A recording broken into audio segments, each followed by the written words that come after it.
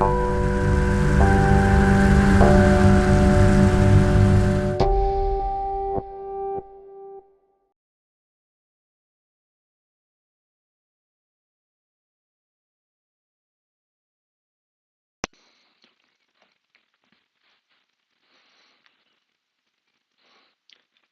à tous, bienvenue dans cette nouvelle vidéo tutoriel DataSer présentée par les équipements Lapierre. Donc un petit rappel, le DataSer, c'est le système de gestion d'érablières fabriqué par les équipements Lapierre. Donc aujourd'hui, nous allons nous concentrer sur la vue globale. Donc la vue globale, c'est en fait la vue d'ensemble de tous les indicateurs mesurés dans l'érablière. Donc je vais vous montrer dans un premier temps comment on accède à cette vue. Donc quand vous ouvrez votre système, dans le menu à gauche, on peut cliquer sur l'onglet Vue globale, donc clic gauche.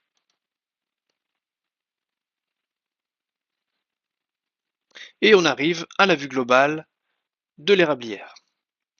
Donc cette vue, c'est vraiment un tableau de bord qui vous permet en fait de piloter votre érablière au quotidien pendant la saison de récolte. Donc ça vous permet de prendre les bonnes décisions en fonction des variations des données que vous voyez directement sur votre écran.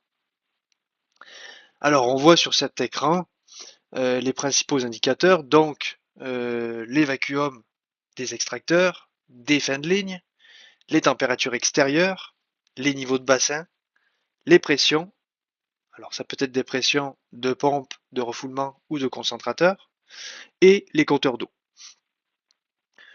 Donc, l'avantage de cette vue, c'est que sur un même écran, on a l'ensemble des données, et donc en un coup d'œil, on peut faire un diagnostic rapide sur le fonctionnement des équipements en forêt ou dans les stations de pompage. On n'a pas besoin, dans un premier temps, de cliquer. Tout est disponible sur la même page. Donc, ce qui est pratique, ce que font les producteurs, c'est que souvent, ils s'installent une télé à côté de l'évaporateur et ils ont toutes leurs données en un coup d'œil disponibles. Alors, je vais commencer par vous montrer, par vous expliquer en fait chaque icône, en fait, qu'est-ce qu'elles veulent dire dans cette vue globale.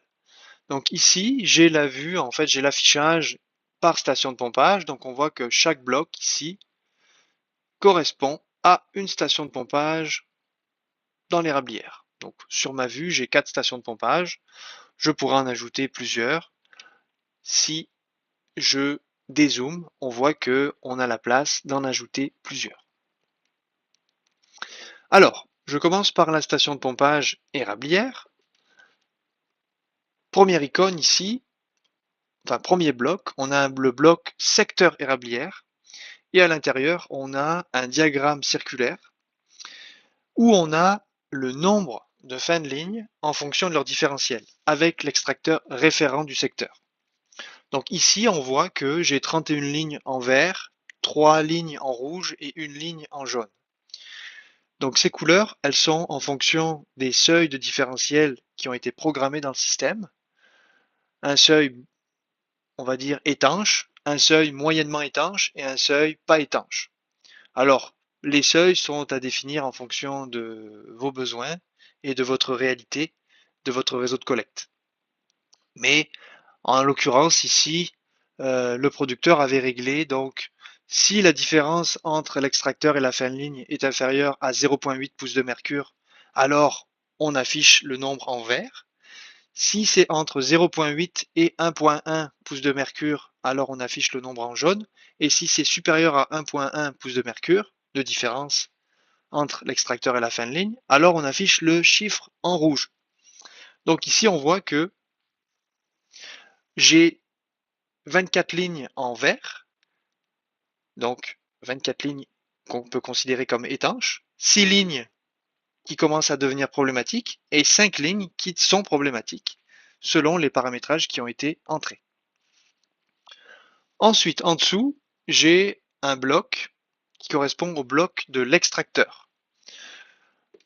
La valeur de gauche, ici, c'est la valeur de vacuum actuelle de l'extracteur, donc moins 27,7, sur moins 28. Alors le moins 28, c'est la consigne, c'est-à-dire c'est la valeur de vacuum demandé par la station DataSer. Ah, donc c'est ce qu'on voudrait atteindre. Et c'est ce qu'on voudrait atteindre ici en l'occurrence en fonction de la température, parce que j'ai mon symbole de modulation par température qui est présent. Alors, pourquoi moins 28? Les paramétrages qui ont dû être entrés dans la station DataSer faisaient en sorte que, à la température actuelle, qui est indiquée ici, on a la valeur de consigne qui est correspondante. Alors ici, la température vient de changer. Donc à 11.8, dans la station DataSer, ça correspond à une consigne de moins 28.0. Alors, ça me permet de vous montrer que ici, j'ai un écart important entre le vacuum de l'extracteur et ma consigne. En l'occurrence, l'écart est supérieur à mon seuil de 1.1 pouces de mercure, donc ma case affiche en rouge.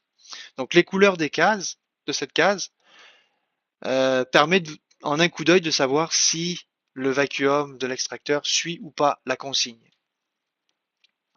Si nous avions absence de cet indicateur-là, de cette icône-là, ça veut dire qu'on serait en modulation fixe, c'est-à-dire que c'est l'utilisateur qui aurait choisi sa consigne et il souhaiterait que la consigne reste constante.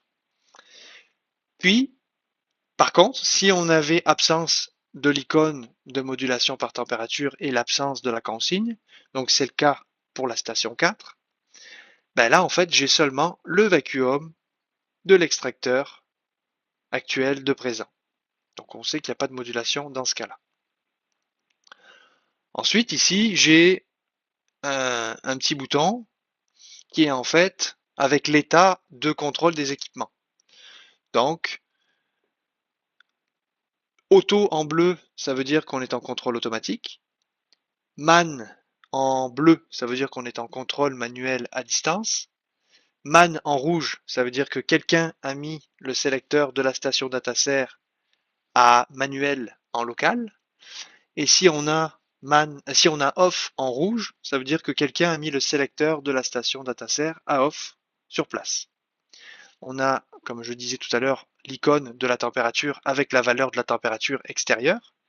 Si il y a des seuils de température qui sont programmables, donc si la température est en dessous d'un certain seuil, on va avoir l'icône qui va apparaître en rouge. Donc ça c'est toujours pareil, ça vous indique quand il y a des choses qui sont en train de se passer sur l'érablière.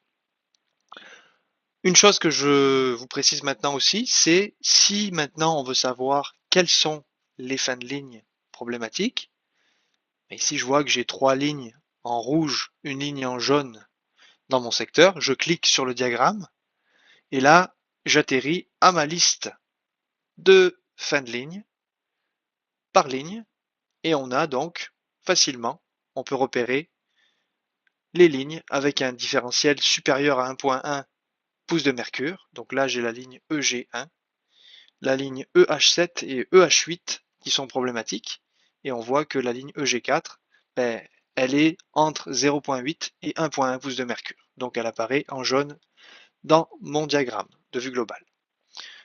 Là, je vais repasser à la vue globale en cliquant dans mon menu à gauche. Donc là, on vient de parler des niveaux de vacuum. Maintenant, on passe au niveau de bassin. Donc pour chaque bassin où on a un capteur de niveau de bassin, que ce soit un capteur de pression d'ailleurs ou un capteur par ultrason, on a un icône de bassin avec le niveau qui varie à l'intérieur. On affiche le pourcentage à l'intérieur du bassin. En dessous, on affiche le volume actuel et le volume total du bassin. Si je me décale dans la station de pompage 4, on a l'icône de la pression. Donc si on mesure des pressions de pompe de refoulement ou de pompe de concentrateur, on peut afficher la pression et toujours pareil, mon icône de pression, la couleur en fait va changer en fonction des seuils qui sont programmés dans le système. Si je reviens à ma station de pompage érablière, on voit aussi qu'on peut mettre des compteurs d'eau. Alors les compteurs d'eau, dans chaque bloc de compteur d'eau, en haut à droite, on a le débit moyen de la dernière heure. On a le volume total de la journée, qui est calculé entre 6 heures du matin et 6 heures du matin de la journée d'après. Et on a le volume de la journée divisé par le nombre d'entailles. Alors, ce volume-là est très intéressant parce qu'on peut comparer les performances en temps réel entre les stations de pompage si on a mis des compteurs d'eau dans les stations de pompage. Ensuite, on a un icône qui est aussi disponible dans le compteur d'eau, qui est en fait qui correspond à la tendance de la coulée. C'est-à-dire que si la coulée s'accélère, on a une flèche vers le haut. Si la coulée se stabilise ou est stable, on a un égal. Si elle décélère, on a une flèche vers le bas. Et si elle s'est arrêtée, on a une croix. Ça permet notamment de prendre des décisions, par exemple, démarrer un concentrateur quand c'est le moment, ou aller, par exemple, nettoyer ses bassins quand c'est le moment, par exemple, quand la coulée diminue. Une chose que je veux aussi vous mentionner, c'est que si on a programmé des alarmes dans le système, ben, on va avoir en fait le bandeau avec où il y a écrit le nom de la station de pompage qui va clignoter en rouge si une alarme se déclenche dans cette station de pompage là ou dans le secteur qui est relié à cette station de pompage là. Et donc en un coup d'œil, dans ma vue globale, ben, je vois les zones où on a des alarmes de déclencher. Puis si je clique sur le bandeau rouge, sur la petite cloche qui apparaît, ben, je suis capable d'aller visualiser et avoir la liste de mes alarmes déclenchées. Ensuite, mon diagramme que je vous ai parlé tout à l'heure ici, si on a la possibilité d'avoir en fait un disque rouge et avec un carré blanc qui apparaît, puis ça en fait c'est dans le cas où la pompe vacuum est à l'arrêt. Alors ça c'est disponible uniquement si vous avez une station dataser avec l'état de la pompe à l'arrêt. On a aussi un autre disque rouge, mais cette fois avec un triangle blanc qui peut apparaître. Ça veut dire que le vacuum référent du secteur est inférieur à 5 pouces de mercure. Donc ça nous indique encore une fois qu'il y a quelque chose qui se passe et qu'il faut prêter attention à ce qui se passe. Puis ce dernier disque-là est disponible peu importe si on a une station dataser ou pas. Puis on peut aussi voir que pour chaque bloc ici, là, on a des icônes de graphiques disponibles. Donc si je clique par exemple sur mon icône de compteur d'eau, ben, je peux voir sur mon graphique de gauche le débit des dernières 24 heures en fonction de avec en parallèle le niveau de vacuum et la température extérieure. Donc c'est le niveau de vacuum de l'extracteur et la température extérieure de la station de pompage. Donc ce qui nous permet dans un même graphique de comparer débit, vacuum de l'extracteur et température extérieure. Et sur le graphique de droite, on a le volume de la journée cumulé, puis des derniers 7 jours. Donc on a une barre par jour avec le volume de la station de pompage. Puis c'est pareil, je peux avoir aussi mes niveaux de bassin. Si je clique sur l'onglet graphique de mes niveaux de bassin, j'ai le volume, j'ai en fait l'évolution du niveau sur les dernières 24 heures et l'évolution du niveau sur les derniers 7 jours.